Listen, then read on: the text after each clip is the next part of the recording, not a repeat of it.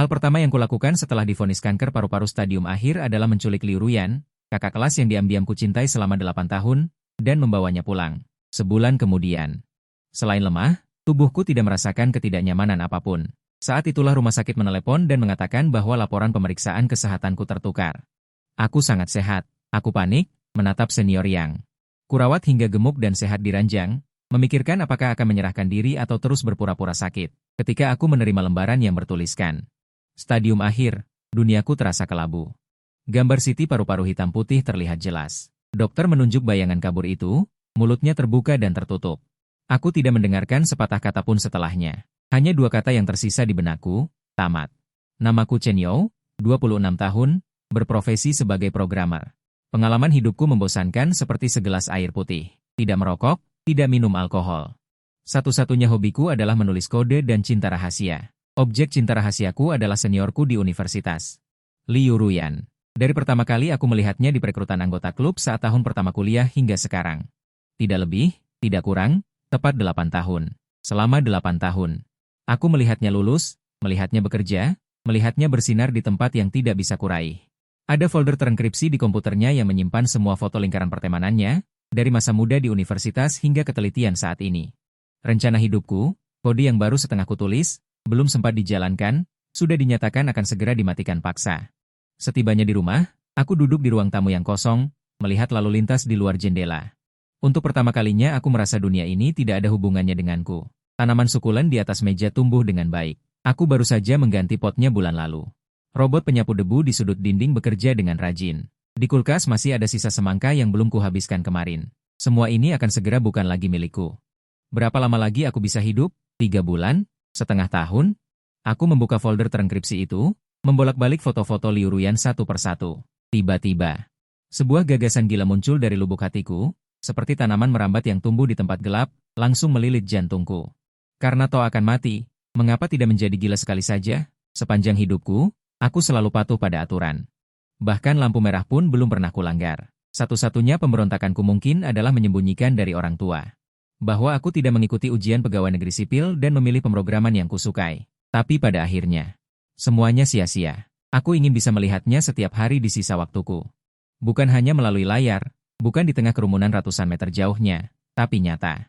Liu Ruyan yang bisa bernapas, bisa berbicara.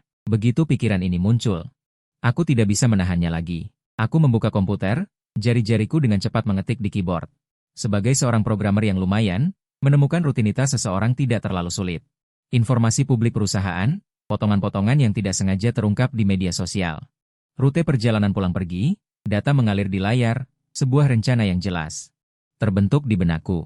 Aku mematikan komputer, bangkit dan masuk ke kamar mandi. Menatap diriku di cermin, wajah pucat, lingkaran hitam di mata. Mata orang di cermin. Tidak lagi memiliki rasa takut seperti dulu, hanya tersisa keputusasaan yang sunyi. Aku mengeluarkan sebotol alkohol dari kotak obat. Ini dibeli untuk mendisinfeksi luka kucing liar yang terluka sebelumnya. Aku juga menemukan handuk. Jam 8 malam, tempat parkir di bawah gedung perusahaan Liu Ruyan. Aku memarkir mobil di titik buta kamera pengawas. Jantungku berdetak kencang seolah ingin melompat keluar dari tenggorokanku.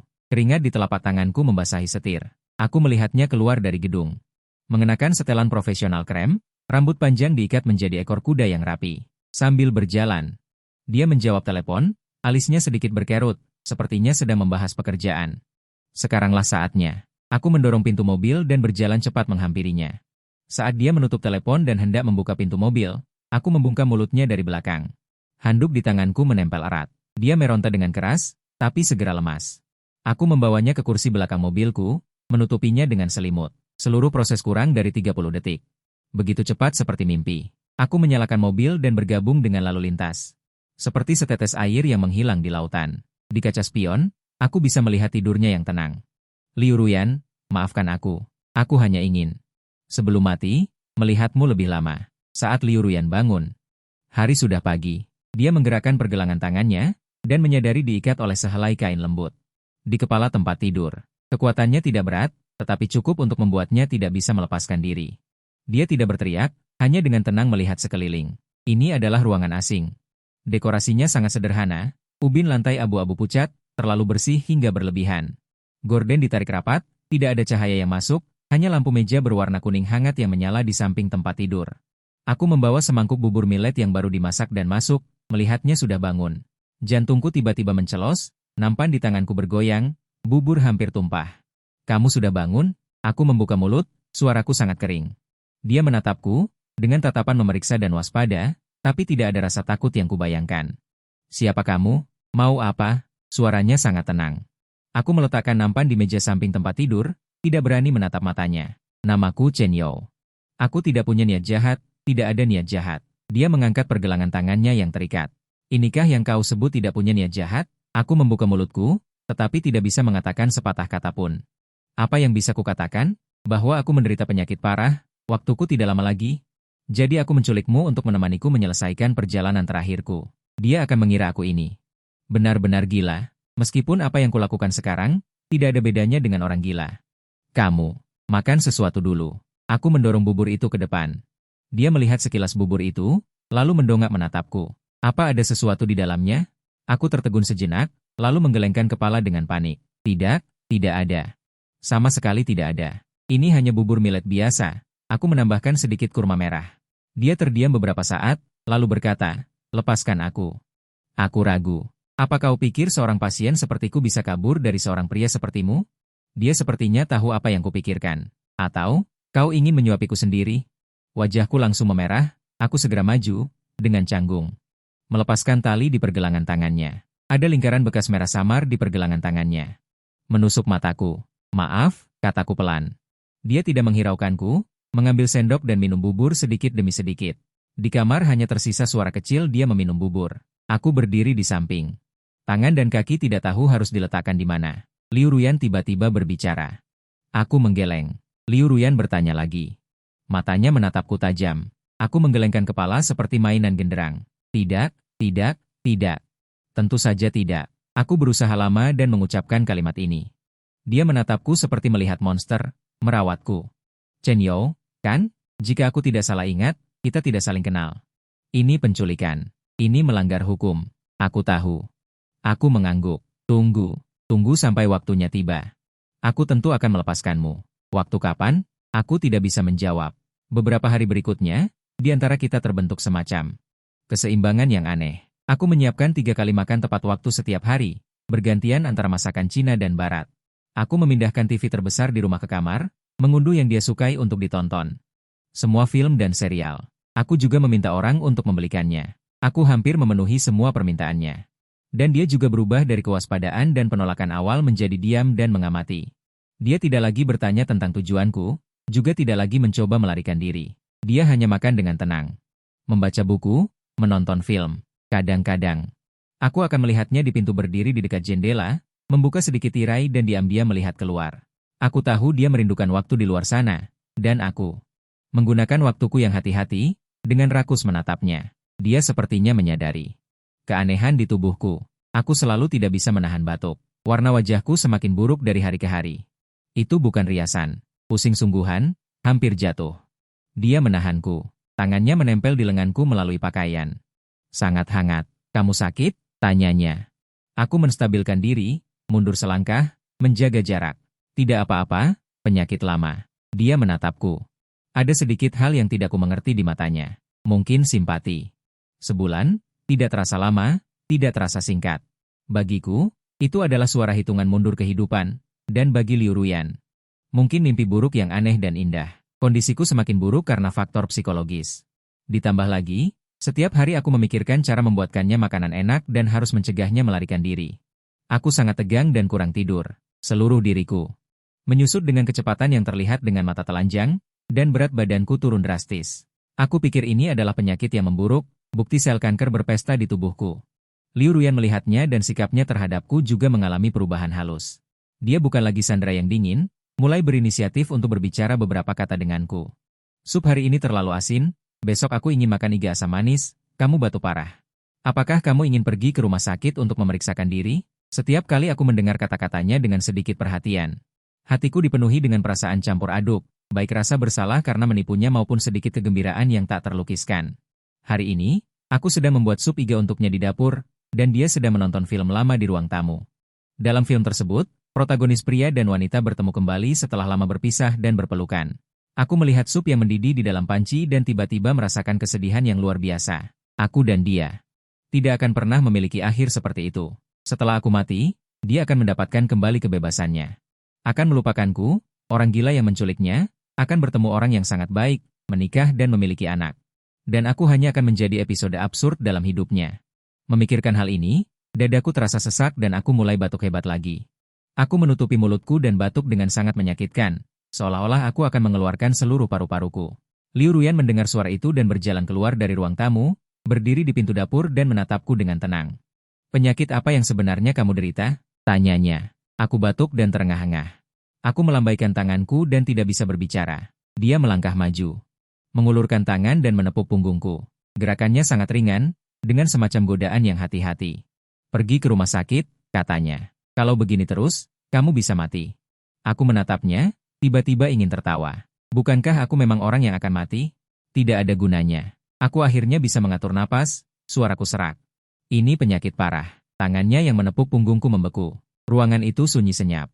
Hanya sup iga yang mendidih di panci. Dia menatapku, matanya penuh keterkejutan dan ketidakpercayaan. Kemudian, keterkejutan itu perlahan berubah menjadi belas kasihan. Aku tahu, dia salah paham. Dia mungkin berpikir, aku menculiknya karena aku terkena penyakit parah, psikologiku terdistorsi. Ingin mencari seseorang untuk menemani di saat terakhir. Setidaknya, dia tidak akan menganggapku sebagai orang mesum biasa. Sejak hari itu, hubungan kami menjadi semakin aneh. Dia mulai mengambil inisiatif untuk melakukan beberapa pekerjaan rumah tangga. Dia akan membantuku membersihkan kamar. Saat aku batuk, dia akan memberiku segelas air hangat. Di antara kami bukan lagi penculik dan sandera, lebih seperti dua orang yang tinggal bersama. Saling menjaga seperti teman sakit. Dia di penjara, dan aku divonis hukuman mati. Kami semua berada di dalam sangkar kami sendiri. Bertahan hidup dengan susah payah. Aku tenggelam dalam kehangatan yang tidak wajar ini, hampir lupa akan berjalannya waktu. Perubahan terjadi pada suatu sore yang biasa-biasa saja. Aku sedang di dapur, mempelajari resep baru, bersiap membuat cakwe untuk Liu Ruyan, yang sudah beberapa hari ini dia idam-idamkan. Ponsel bergetar di saku celemek. Aku menyeka tanganku, mengeluarkan ponsel. Itu nomor asing. "Halo? Halo, apakah ini Tuan Chen Yao? Ini dari Pusat Pemeriksaan Kesehatan Rumah Sakit Pusat Kota." Di ujung telepon adalah seorang perawat wanita dengan suara yang manis. Jantungku berdegup kencang. "Rumah sakit? Mungkinkah ada perubahan baru pada kondisiku?" "Ya, ini saya." Suaraku agak tegang. "Tuan Chen. Sungguh tidak enak, begini. Rumah sakit kami bulan lalu. Karena kesalahan pengoperasian oleh siswa magang yang baru datang, laporan pemeriksaan kesehatan Anda. Laporan diagnosis kanker paru-paru stadium akhir itu. Itu adalah Chen Yao kakek berusia 70 tahun lainnya. Kami menyampaikan permintaan maaf yang tulus atas kesalahan kami. Untuk masalah kompensasi selanjutnya, penanggung jawab kami akan menghubungi Anda." Aku tidak bisa mendengar satu kata pun. Ponsel itu terlepas dari tanganku dan jatuh ke tanah. Layarnya retak seperti sarang laba-laba. Aku tidak mengidap kanker. Aku sangat sehat. Dengan kaku aku menoleh, melihat ke ruang tamu. Liu Ruyan sedang meringkuk di sofa. Menutupi diri dengan selimut, memegang buku di tangannya, membacanya dengan asyik. Sinar matahari menembus celah tirai, menyinari dirinya, menaburkan cahaya keemasan. Kedamaian yang indah. Tenang dan damai. Tetapi punggungku langsung basah oleh keringat dingin. Bulu kuduk berdiri satu persatu. Rasa dingin menjalar dari telapak kaki langsung ke ubun-ubun. Sebulan lalu, aku masih seorang pasien yang tragis, yang akan kehilangan nyawanya karena penyakit terminal. Semua yang aku lakukan adalah kegilaan dan romantisme terakhir dari orang yang akan mati. Dan sekarang, saat telepon ditutup, aku menjadi seorang penculik wanita baik-baik yang keji. Perawatan akhir hayat pasien penyakit terminal tiba-tiba berubah menjadi TKP kasus penculikan yang kejam. Dan aku adalah satu-satunya penjahat. "Ada apa?" Liu Ruyan mendengar suara ponsel pecah. Mengangkat kepalanya dari buku, menatapku dengan cemas. "Wajahmu pucat sekali. Apa kau merasa tidak enak badan lagi?" Dia berdiri dan berjalan ke arahku. Aku melihatnya mendekat selangkah demi selangkah. Jantungku seperti diremas oleh tangan tak terlihat, hampir berhenti berdetak. Apa yang harus aku lakukan? Apakah masih ada waktu jika aku berlutut dan menyerahkan diri sekarang? "Chen Yao." Dia berjalan di depanku, mengulurkan tangan ingin menyentuh dahiku. Aku seperti tersengat listrik, tiba-tiba mundur selangkah. Jangan mendekat." Suaraku bergetar. Tangannya yang terulur berhenti di tengah jalan. Kecemasan di wajahnya berubah menjadi sedikit. "Sebenarnya ada apa denganmu?" Aku melihat matanya yang jernih, pikiranku kacau balau. "Jujur, beritahu dia bahwa semua ini adalah kesalahan. Beritahu dia bahwa aku tidak sakit. Aku hanyalah orang bodoh yang melakukan kejahatan karena diagnosis yang salah. Apa yang akan dia pikirkan tentangku? Dia akan segera melapor polisi, membuatku menghabiskan sisa hidupku di penjara. Tidak, tidak boleh bilang. Aku menarik napas dalam-dalam, memaksakan diri untuk tenang. Satu-satunya cara adalah terus berpura-pura. Aku memegangi dadaku, memeras ekspresi kesakitan. Tubuhku bersandar ke dinding, perlahan meluncur ke lantai. Aku baik-baik saja. Aku berkata dengan lemah, penyakit lamaku. Tadi dadaku sakit. Sekarang sudah baikan. Aku menggunakan seluruh kemampuan aktingku, membuat diriku terlihat seperti seorang pasien yang lemah dan tidak berumur panjang. Liu Ruyan tertipu. Keraguan di wajahnya langsung digantikan oleh kekhawatiran. Dia berjongkok dan menahanku. Kamu baik-baik saja? Perlu memanggil ambulans? Tidak perlu. Aku melambaikan tanganku dengan lemah. Biarkan aku istirahat sebentar. Dia membantuku berbaring di sofa. Dia juga menuangkan secangkir air hangat untukku. Aku berbaring di sofa, memejamkan mata. Namun, hatiku meraung dengan gila. Ya Tuhan, apakah kau mempermainkanku? Sejak hari itu, aku terpaksa menempuh jalan seorang aktor. Pekerjaanku bukan lagi seorang programmer, melainkan seorang profesional, pasien kanker paru-paru stadium akhir yang siaga 24 jam. Agar penampilanku lebih meyakinkan, aku mulai mencari dengan panik di internet gejala dan perilaku sehari-hari kanker paru-paru stadium akhir. Nyeri dada intermiten, batuk darah, kehilangan nafsu makan, penurunan berat badan yang cepat, suasana hati yang buruk. Aku mencetak gejala-gejala ini, menempelkannya di belakang cermin kamar mandi. Setiap pagi saat menggosok gigi, aku harus menghafalnya. Aku mulai merencanakan pertunjukan. Saat makan, aku hanya makan 2 suap dari meja yang penuh dengan hidangan yang dimasak dengan hati-hati, lalu meletakkan sumpitku. Berpura-pura kehilangan nafsu makan. Liu Ruyan akan mengerutkan kening dan memasukkan kembali sumpit ke tanganku. Makanlah sedikit. Bagaimana bisa kalau tidak makan? Aku akan menggelengkan kepala dengan lemah. Tidak bisa makan. Tidak nafsu makan. Padahal, perutku sangat lapar hingga bisa menelan seekor sapi. Di malam hari, saat dia tertidur, aku akan diam-diam menyelinap ke dapur. Melahap sisa makanan, takut membuat suara sekecil apapun. Saat menonton TV, ketika melihat film komedi, saat dia tertawa terbahak-bahak. Aku diam-diam menoleh, mendongak ke langit-langit dengan sudut 45 derajat, memperlihatkan sedikit kesedihan karena akan kehilangan nyawa. Suatu kali, aku sedang berlatih di depan jendela. Tatapan melankolis, Liu Ruyan tiba-tiba dari belakang memberikan selembar tisu. Menangislah jika ingin menangis, jangan ditahan, katanya. Hal tersulit adalah adegan menangis. Aku tidak mungkin benar-benar menangis darah, jadi aku membeli beberapa kapsul plasma darah yang bisa dimakan secara online. Setiap hari, saat dia tidak memperhatikan, aku diam-diam memasukkan satu ke dalam mulutku. Lalu, pada saat yang tepat, misalnya saat dia memberiku air, aku akan tiba-tiba menoleh, menutupi mulutku dengan sapu tangan. Batuk hebat. Saat aku menyingkirkan sapu tanganku, ada noda merah cerah di atasnya. Setiap kali Liu Ruyan melihatnya, wajahnya akan menjadi semakin pucat. Sedangkan aku, dalam hati diam-diam memberi diriku jempol. Chen You, Oscar berhutang piala kecil padamu.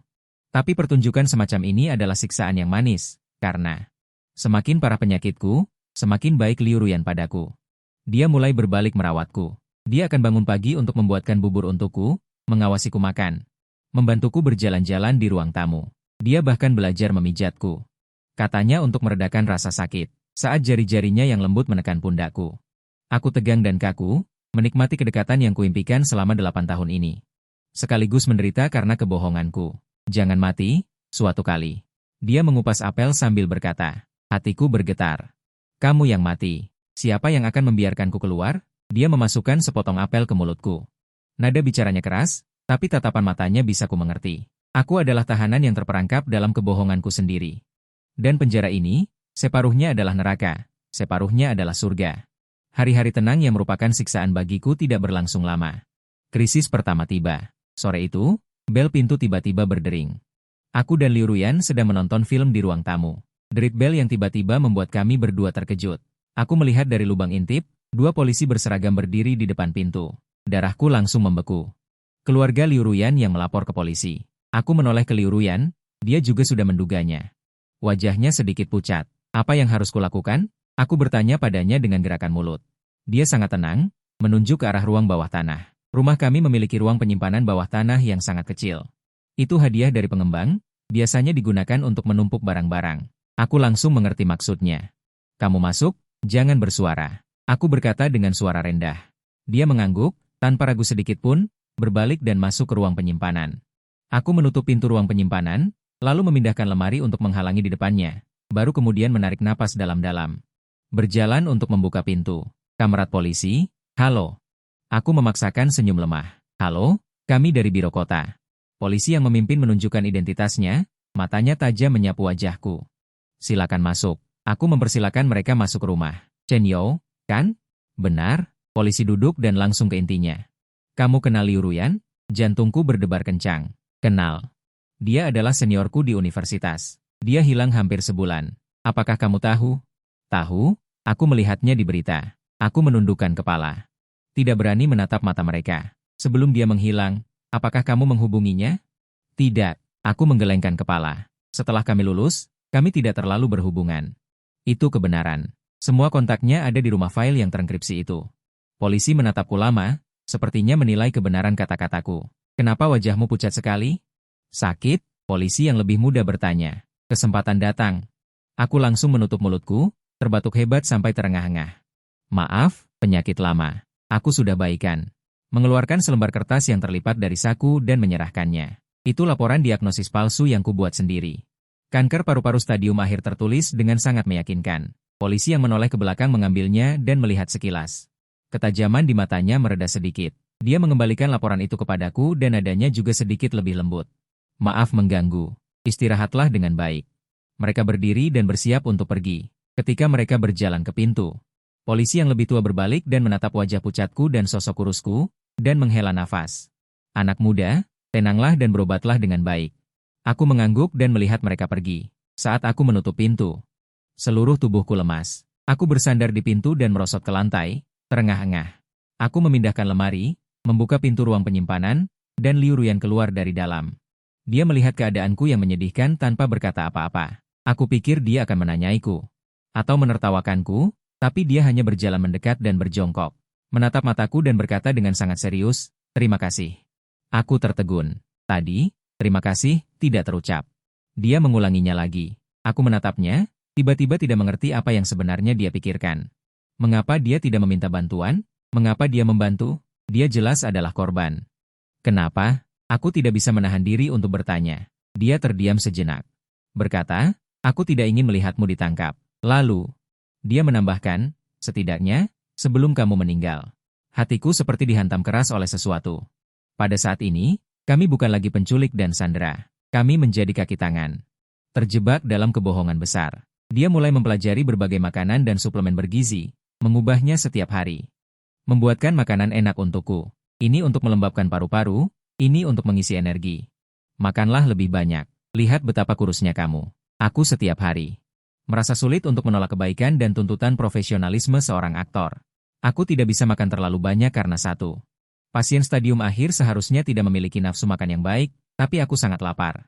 Jadi, siang hari aku berpura-pura tidak nafsu makan, dan malamnya menunggu dia tertidur, lalu diam-diam bangun untuk makan tambahan.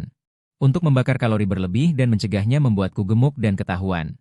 Aku bahkan mulai diam-diam berolahraga di tengah malam. Setelah dia tertidur lelap, aku akan menyelinap ke ruang kerja.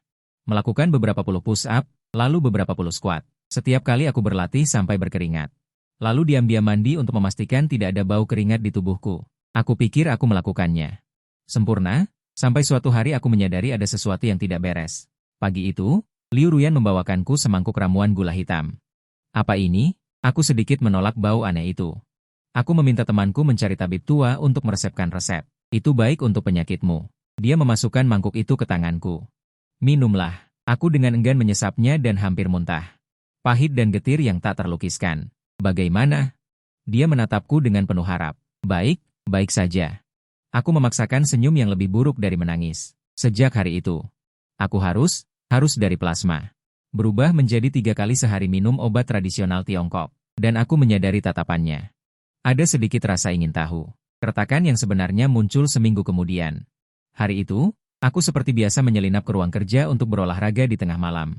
Setelah menyelesaikan set push-up terakhir, aku ambruk ke lantai karena kelelahan. Saat beristirahat, aku tanpa sengaja mendongak. Melihat titik merah berkedip di atas rak buku. Itu adalah kamera lubang jarum. Otakku langsung kosong. Kapan benda ini ada di rumah? Aku segera bangkit. Aku melepasnya. Kartu penyimpanan masih di dalam. Aku memasukkannya ke komputer. Dengan gemetar membuka video di dalamnya. Dalam video itu, aku seperti pencuri di tengah malam.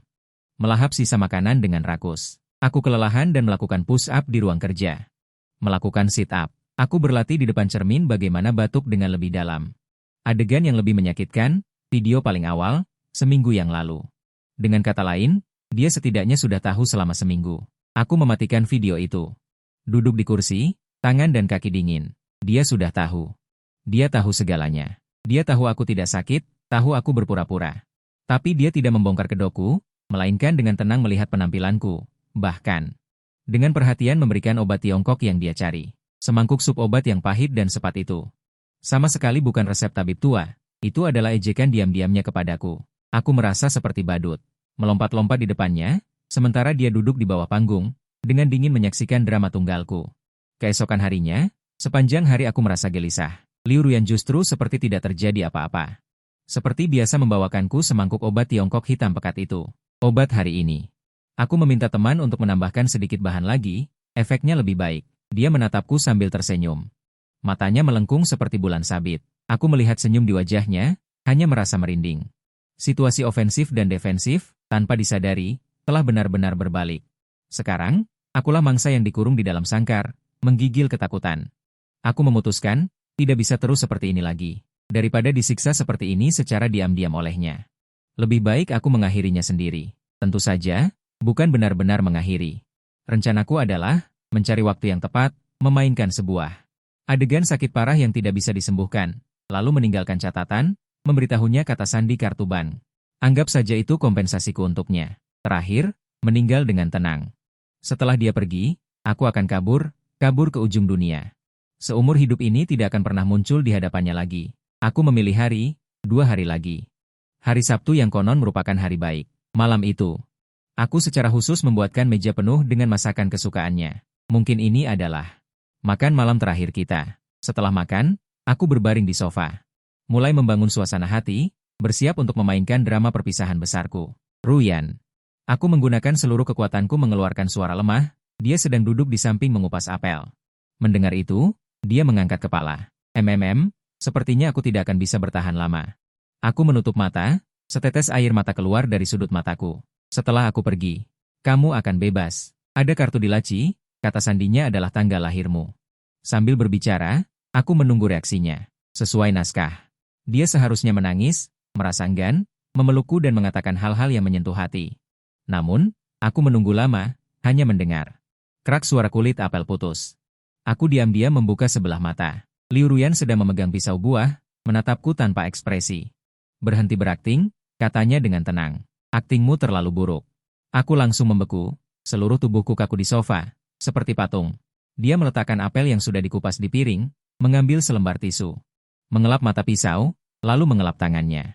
Minggu lalu, uang dokter yang melakukan pemeriksaan untukmu adalah teman kuliahku. Dia menatapku. Sudut bibirnya terangkat mengejek. Katanya, kamu sehat dan kuat untuk membunuh seekor sapi. HMPH, pandangan duniaku, naskahku. Semua konstruksi psikologis dalam diriku, pada saat ini, benar-benar runtuh. Dia sama sekali tidak punya teman dokter. Dia hanya mencoba menipuku, tapi dia jelas sudah tahu kebenaran. Jadi, dia berdiri, menatapku dari atas. Seperti ratu yang menghakimiku. Chen Yao, sekarang mari kita bicarakan. Aku tidak terkena kanker, kamu juga tidak. Lalu, apa rencanamu tentang penculikanku? Aku menatapnya. Otakku kosong, hanya ada satu pikiran yang bergema dengan panik. Selesai, semuanya selesai. Aku sudah membuat rencana terburuk. Berlutut, meminta maaf, lalu menyerahkan diri ke kantor polisi. Penculikan, setidaknya dihukum 10 atau 8 tahun, ya. Aku menarik napas dalam-dalam. Kakiku lemas, dan aku bersiap untuk berlutut. Bangun. Suara Liu Ruyan terdengar dingin. Aku mendongak menatapnya. Dia menyilangkan tangan. Tidak ada ekspresi di wajahnya. Aku tidak menyuruhmu berlutut, katanya. Berlutut juga tidak menyelesaikan masalah. Aku akan berdiri di tempat, tidak naik, tidak turun. Posisiku sangat canggung. Aku membuka mulut, suaraku kering. Aku minta maaf padamu. Lakukan apapun yang kau inginkan. Laporkan aku ke polisi. Melaporkanmu ke polisi? Dia mengangkat alisnya. Membiarkanmu masuk penjara? Lalu, kehilangan masa muda dan kerugian mental selama sebulan ini. Biaya kehilangan pekerjaan, siapa yang akan mengganti? Aku tertegun. Dia tidak berencana melaporkan ke polisi. Aku menghitungnya. Dia mengeluarkan ponselnya, membuka kalkulator, dan menggoyangkannya di depanku. Seorang desainer selevelku, satu proyek sebulan menghasilkan setidaknya 6 digit. Kau mengurungku di sini dan menunda satu proyek besar. Uang ini, kau harus mengganti. Juga biaya kerugian mental. Aku setiap hari merasa khawatir. Tidak bisa makan enak, tidak bisa tidur nyenyak. Aku jadi kurus. Aku menatap wajahnya yang jelas. Lebih bulat, diam-diam, ya, tidak. 3 kata itu tertelan kembali. Jadi, dia menyimpan ponselnya. Membuat kesimpulan akhir. Sebelum aku memikirkan bagaimana kau akan mengganti kerugianku. Dan sebelum aku menemukan pekerjaan memuaskan berikutnya. Menatapnya. Lama tidak bereaksi. Ini adalah hasil terbaik. Aku tidak perlu masuk penjara. Aku menatap wajahnya yang berpura-pura serius. Hatiku dipenuhi kegembiraan yang besar. Aku mengangguk berat. Aku mengerti. Begitulah hubungan kami dari penculik dan sandera beralih mulus menjadi kreditor dan budak utang. Dan aku memulai pesta pora yang menyakitkan namun menyenangkan. Kehidupan. Liu Ruyan adalah pemimpin desa yang sangat pendendam. Dia menghukumku menulis surat permintaan maaf 10.000 kata, dari motifku menculiknya, prosesnya, hingga tindakan penipuan selanjutnya, harus dijelaskan secara rinci dan direnungkan secara mendalam. Aku begadang 2 malam, menulis sampai pusing, setelah menyerahkannya. Dia menolaknya dan menyuruhku menulis ulang dengan alasan sikapnya tidak cukup tulus dan terlalu banyak salah ketik. Dia juga merumuskan peraturan ketat di sekitar desa. 3 kali makan sehari harus menggabungkan masakan barat dan timur. 4 hidangan dan 1 sup, tidak boleh sama. Aku, seorang pemula di dapur yang hanya tahu cara membuat telur dadar dengan tomat, terpaksa melihat resep dan berubah dari seorang blogger Amerika menjadi koki Michelin. Dia juga kecanduan bermain game. Setiap malam, dia memaksaku untuk bermain bersama. Aku, seorang pemain single player abadi, dipaksa olehnya untuk mengunduh berbagai game online populer. Menang tidak apa-apa. Kalah, aku harus menerima hukuman. Hukuman termasuk menari erotis, 50 squat, menirukan suara kucing, membacakan surat permintaan maaf kepadanya dengan suara Lolita. Suatu kali, aku kalah 3 kali berturut-turut. Dia menghukumku menulis namanya dengan pantatku. Wajahku memerah. Di tengah ruang tamu, dengan postur tubuh yang bengkok, aku memberi isyarat Liu Ruyan.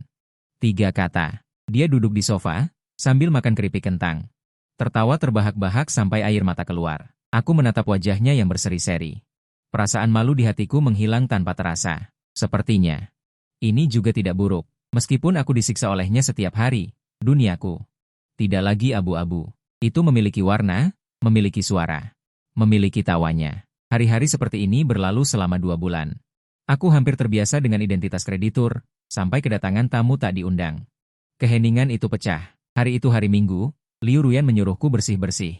Saat aku sedang membersihkan jendela di atas tangga, bel pintu berdering lagi. Kupikir itu pengantar makanan. Aku dengan santai berkata kepada Liu Ruyan, "Liu Ruyan, tolong buka pintunya." Liu Ruyan berjalan dan membuka pintu. Seorang pria berjas rapi berdiri di depan pintu, memegang seikat besar bunga mawar. Rambut klimis dan wajah penuh bedak, terlihat seperti orang baik. "Liu Ruyan. Akhirnya aku menemukanmu." Pria itu melihat Liu Ruyan dengan ekspresi terkejut. Dia hendak menerobos masuk, tetapi Liu Ruyan mengerutkan kening dan menghalangi jalannya di depan pintu. "Xiao Yu, kenapa kau datang?" "Tentu saja aku datang untuk mencarimu. Kau menghilang selama 2 bulan, aku sangat khawatir," kata Xiao Yu. Pandangannya melewati Liu Ruyan dan melihatku mengenakan celemek di dalam rumah. "Apakah kau dikurung olehnya?" "Jangan takut, aku datang untuk menyelamatkanmu," katanya. Dia hendak menerobos masuk dengan paksa. Aku turun dari tangga dan berjalan ke sisi Liu Ruyan, menghalanginya di depannya. "Tuan, tolong bersikap sopan." "Aku, Chen You," berkata. Xiao Yu melihatku dan tertawa terbahak-bahak. "Oh, seorang pria muda yang tampan tapi sok kuat. Apa kau tahu siapa aku? Aku beritahu kau, aku bisa membuatmu tidak bisa bertahan di sini hanya dengan menjentikan jari." Dia menoleh ke Liu Ruyan, dan nada suaranya menjadi lembut lagi. "Ruyan, ikutlah denganku. Aku tahu kau pasti punya alasan. Apakah dia mengancammu dengan sesuatu? Katakan padaku, aku akan membantumu menyelesaikannya." Aku terkejut. Tanpa sadar aku menatap Liu Ruyan. Apa yang dia katakan itu benar. Dari sudut pandang hukum, aku memang seorang penculik. Jika Xiao Yu benar-benar ingin menuntut, aku tidak akan bisa lolos dari jerat hukum. Aku bahkan sudah bersiap. Jika Liu Ruyan memilih untuk pergi bersamanya, aku tidak akan bisa berkata apa-apa. Ini adalah hutangku padanya. Namun, Liu Ruyan melakukan sebuah tindakan yang tidak terduga. Dia maju selangkah dan berdiri berdampingan denganku. Menghalangiku di depannya. Dia menatap Zhao Yu dengan tatapan dingin. Zhao Yu, ini pilihanku sendiri, tidak ada hubungannya dengan dia. Zhao Yu tertegun. Ruyan, kamu gila? Apa yang sebenarnya dia berikan padamu? Aku tidak gila. Liu Ruyan berkata-kata demi kata, dan aku memperingatkanmu. Jangan ganggu aku lagi, apalagi menyentuhnya, atau jangan salahkan aku karena bersikap kasar. Wajah Zhao Yu langsung memucat. Mungkin dia belum pernah ditolak oleh seorang wanita seperti ini. Dia menunjukku. Dengan marah dia berkata, baik, Liu Ruyan.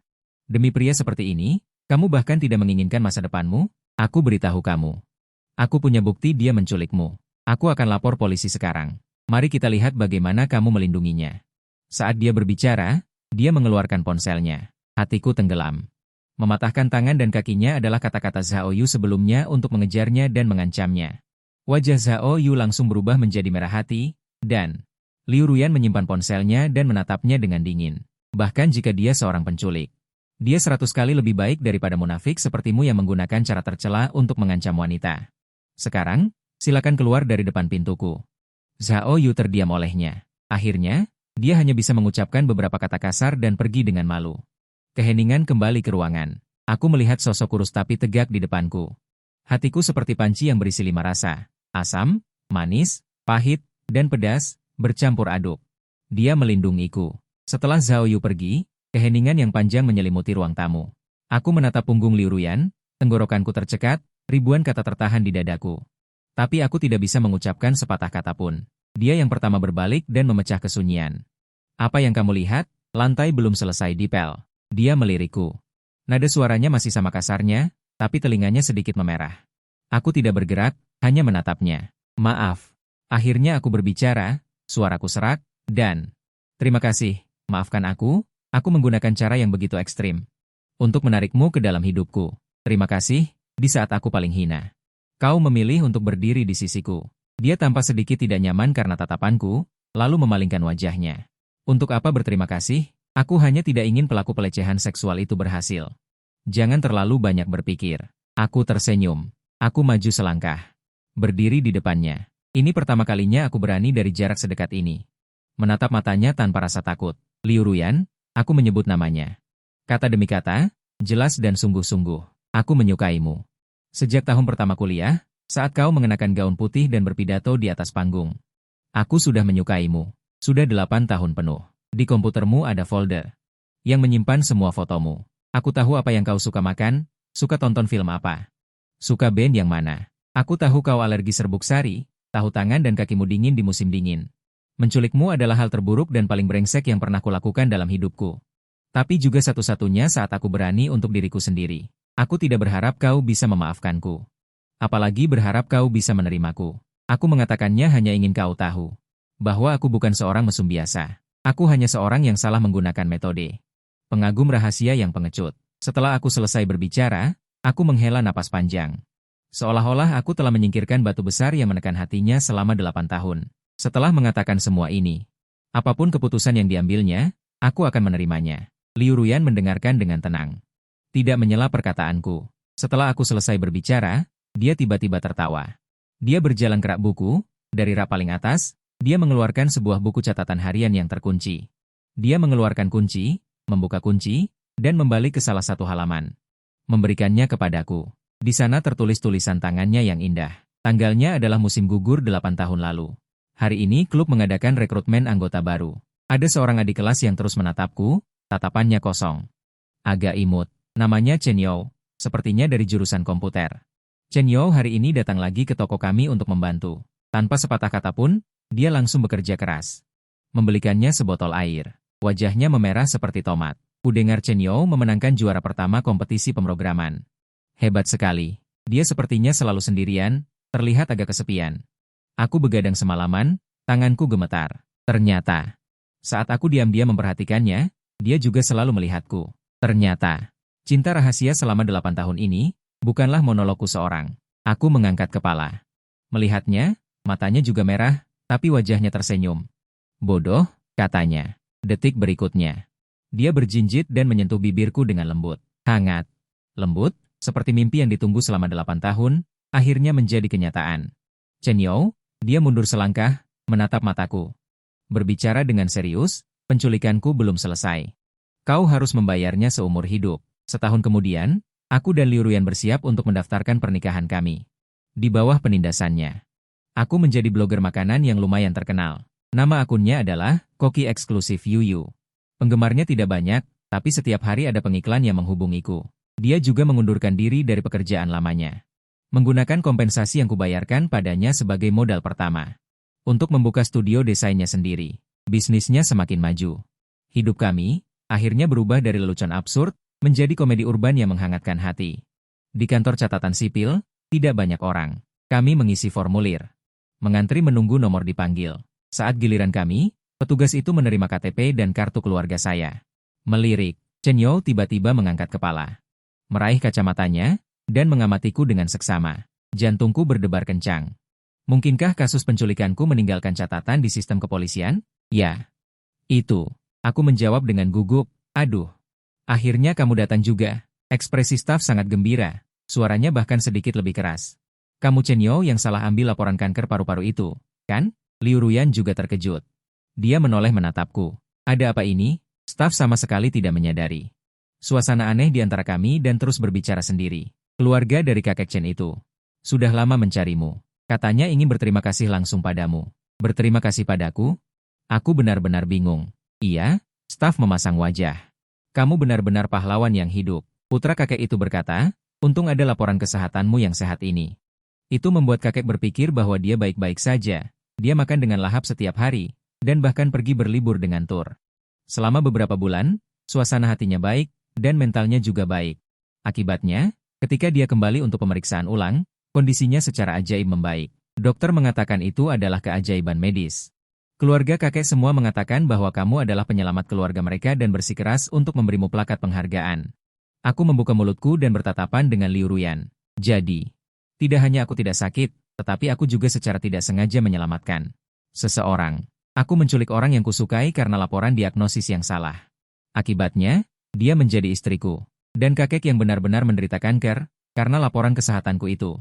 Mentalitasnya membaik dan kondisinya juga membaik. Aku melihat buku merah yang akan dicap di tanganku. Dan kemudian melihat Liu Ruyan di samping yang tampak tidak tahu harus tertawa atau menangis, aku benar-benar tercengang. Apakah ini hal baik atau buruk? Hidupku benar-benar seni pertunjukan yang besar dan tidak dapat dijelaskan.